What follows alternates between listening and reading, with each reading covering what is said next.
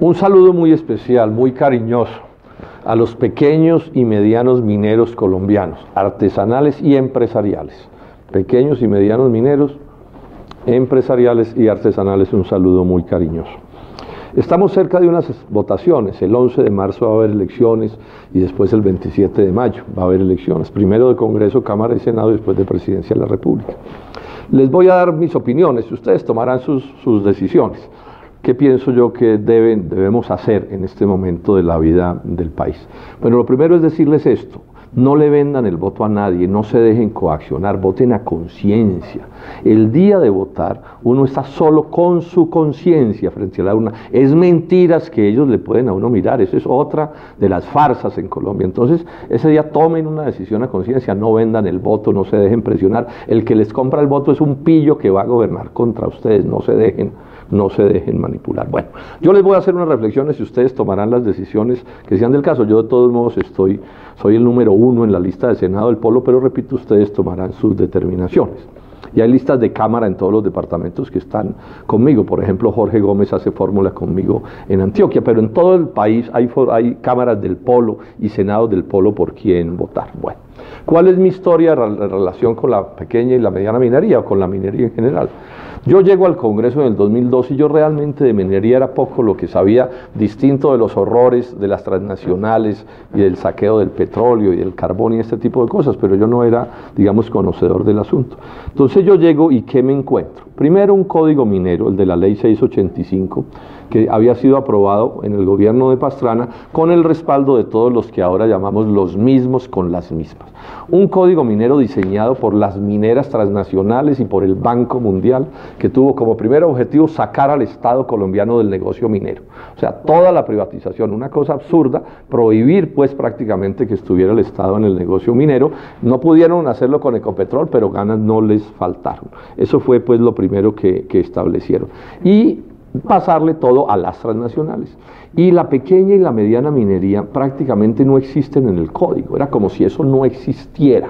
Como si eso no existiera, a pesar de que en Colombia tenemos una tradición minera desde antes de llegar los españoles a América y después con los españoles y después en el siglo XIX. Nada de eso. Les importó un pepino que aquí hubiera pequeños y medianos mineros, hijos de mineros, nietos de mineros, bisnietos de mineros, eso les importó un pepino. Bueno, y del tema no se hablaba, nadie hablaba aquí de minería, aquí se reunían 3 o 4, el gobierno y esas empresas se hacían más o menos lo que se les da la gana y poco se debatía al respecto. Bueno, y al mismo tiempo se habían disparado los precios de los minerales. Eso fue un proceso, pero en alza. Luego el negocio minero se volvió muy atractivo. Muy atractivo para los grandes capitales financieros globales por el alto precio. El oro llegó a precios supremamente altos y empezó una política minera en el gobierno particularmente de Álvaro Uribe, que fue la de titular medio país. Titularon a favor de las transnacionales, aquí llegaron a tener millones de hectáreas tituladas y muchos lo titularon por encima de los pequeños y medianos mineros que de buena fe y honradamente venían haciendo explotaciones mineras. Y esa titulación en medio de un mar de corrupción espantoso, eso fue una cosa realmente horrible. Luego la política que quedó establecido era de desplazar a los pequeños y medianos mineros, porque era obvio que si el Estado hubiera procedido correctamente, ha debido, claro, hacer titulaciones, pero sobre la base de ver cuál es la realidad que hay y vamos a trabajar con esa realidad y vamos a organizar las cosas para formalizar una serie de situaciones que venían desde antes. Entonces, esa fue, digamos, la decisión que tomaron. Desplazar a los pequeños y medianos mineros, o sea, convertirlos en una especie como de catadores de sitios, ¿no? Detrás iban las transnacionales, donde estaba esta pequeña minería, el Bajo Cauca antioqueño, el Chocó, Antioquia, bueno, todo Colombia, ¿no? Boyacá, etcétera. Bueno. Entonces, cuando yo observo, empiezo a mirar estas cosas con detenimiento, la primera conclusión que saco, la planteé en un foro minero en el Senado, dije es, minería sí, pero no así.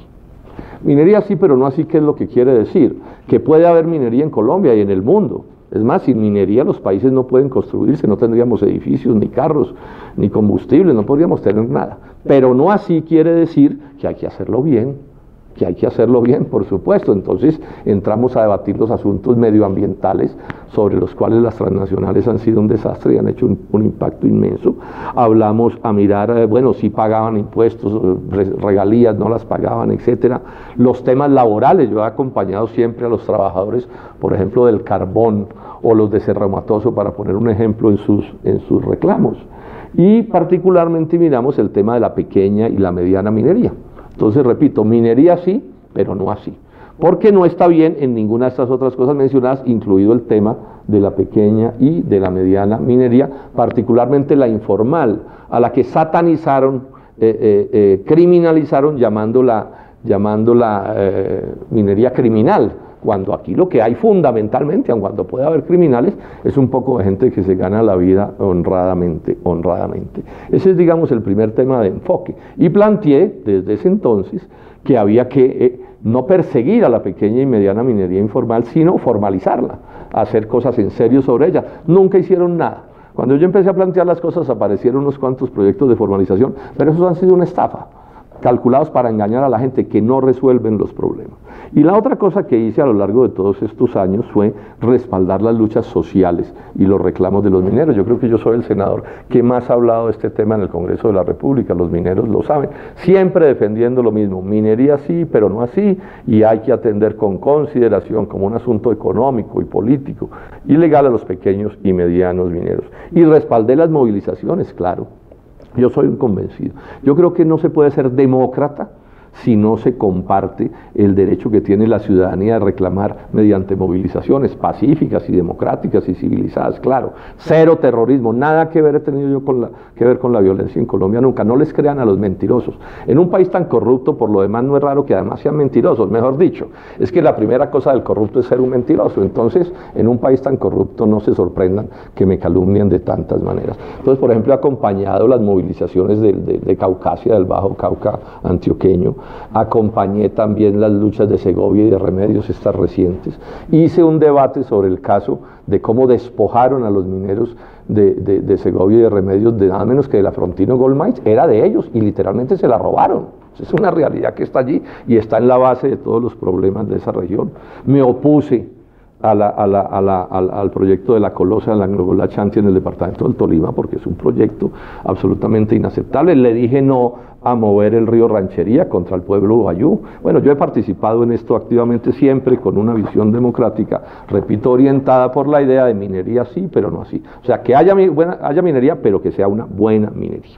Ahora, ¿qué hacer en estas elecciones? Pues bueno, ustedes quienes me ven y me escuchan tendrán que tomar sus decisiones y yo soy respetuoso. Yo no voy a obligar a nadie, no los voy a chantajear diciéndoles que si no votan por mí tal cosa. No, cada uno de ustedes tomará sus decisiones y mis ideas son las mías y no las voy a modificar pues alegremente.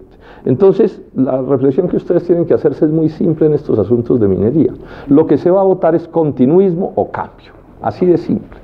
O sea, aquí hay unos que quieren reelegir los malos gobiernos de los últimos 16 años por lo menos, o de los últimos 50 años, ya sabemos quiénes son, los de la Unidad Nacional y los del Centro Democrático. La Unidad Nacional además reforzada por algunos que quieren unirse con ellos y que no tienen la visión que nosotros tenemos en la Coalición Colombia con Claudia López y con Sergio Fajardo, que es nuestro candidato a la presidencia. Pero bueno, básicamente, votar o no votar por ellos o por nosotros. Es así de simple la escogencia. Y en Senado ni se diga, hay un montón de candidatos al Senado.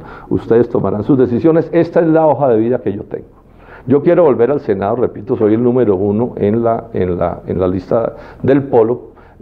¿A qué? Pues a seguir haciendo lo que he hecho toda mi vida. Yo no soy un hombre de doble faz, yo no tengo alma de vendido ni de traidor.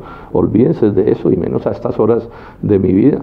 Yo he sido 6 veces escogido como el mejor senador de Colombia, por un panel de 2.500 líderes de opinión que no son del Polo, que no son mis amigos. Entonces yo no me voy a torcer después de viejos. Entonces cuenten con que si tenemos a Sergio Fajardo en la presidencia vamos a tener un amigo de las concepciones democráticas y particularmente de ver cómo se formaliza la economía minera que hoy está en la informalidad, creo yo, mediante procedimientos democráticos. Y suceda lo que suceda, Robledo en el Senado será el mismo que ustedes siempre han visto, siempre estaré a su lado. En el Polo hay unos que han desertado y se han ido para los lados del santismo. Ese no seré yo, ni del uribismo, ni de ningún lado. O sea, nosotros somos lo que somos. Entonces, por último, pues invitarlos a que voten por ustedes, porque votar por mí es votar por ustedes. Y por supuesto, no se dejen echar cuentos de los mismos de siempre. No han hecho nada a favor de ustedes en 16 años, los han maltratado de todas las maneras, les han echado la tropa encima, ¿sí? Bueno, ¿qué es lo que no les han hecho en contra? Por último, invitarlos a votar en estas elecciones del 11 de marzo, las primeras son estas, de Senado y de Cámara. Invitarlos a votar, pero a votar bien, dejen de votar por sus verdugos. O sea, si nos gobiernan mal es porque la gente vota mal, porque los ciudadanos votan mal. Miren lo que les pasó en Segovia con el gobernador de Antioquia, lo llenaron de votos y miren cómo los trató después de elegido, y así les ha pasado con los presidentes de la República. Entonces aquí lo mínimo es que haya un nivel de coherencia, de dignidad, porque que a uno lo atropellen los enemigos vaya y venga, pero que uno vote por los enemigos, sí, definitivamente es inconcebible. Entonces, bueno, nosotros somos una opción democrática. Yo soy el número 1 en la lista de Senado del Polo Democrático Alternativo. En Cámara tenemos excelentes opciones en todos los departamentos.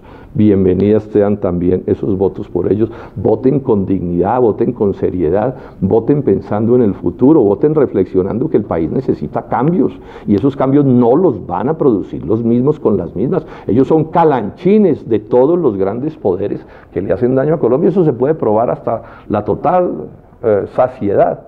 Bueno, mis queridos mineros de Colombia, bienvenidos a este proyecto de transformación democrática y de cambio. Y por último, no se dejen engañar. Están dedicados a mentir sobre nosotros. Los mismos que se han robado a Colombia se han dedicado a calumniarnos y a maltratarlos. Y dijo una cosa que ya dije, y le repito, no es raro que el corrupto sea mentiroso. Mejor, lo primero que es un corrupto es mentiroso, porque se trata de estafar y de engañar. No se dejen enredar. Nosotros somos lo que ustedes ven. Eso es lo que somos. Y nos conocen. A mí particularmente me pueden investigar por más de 40 años. Todas mis acciones, y podrán constatar que no hay absolutamente nada de a qué avergonzarme, ni nada hecho en contra del progreso del Colombia. Insisto entonces, Robledo, Polo 1 al Senado, y las otras listas del Polo a la Cámara de Representantes. Mil gracias.